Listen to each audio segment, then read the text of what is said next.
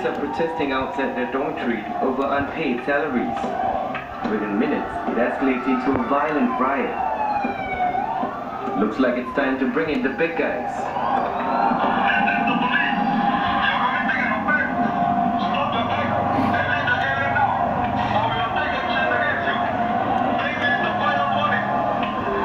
The police tactical unit is called to the scene.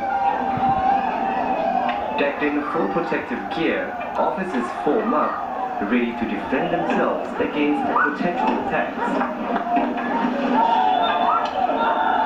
Their task to disperse the crowd without lethal force if possible. But this only riles the rioters and they start to get more violent. This forces officers to launch a few rounds of tear gas. That seems to have turned the trick, and the riot is dealt with. What you've just seen is a training scenario, but the threat is very real for units like this one. They've been called into action in high-profile cases like the Little India riot in 2013, and I got the chance to see what it's like to be on the front line. This is what the police tactical unit getup will look like. The idea is to protect yourself from top to toe. And they also have this shield to defend themselves against rioters. Now that I'm all set, I'm going to join the unit and deal with the rioters. We board the vehicle and brace ourselves to go up against these so-called rioters.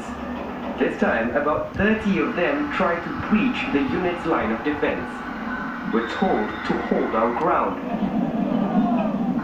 But it's not easy to maintain balance, especially when I'm sandwiched between two opposing forces.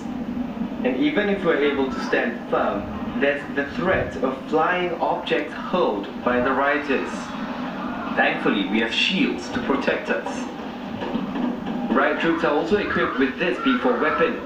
It looks like a rifle, but instead of bullets, it fires less lethal projectiles.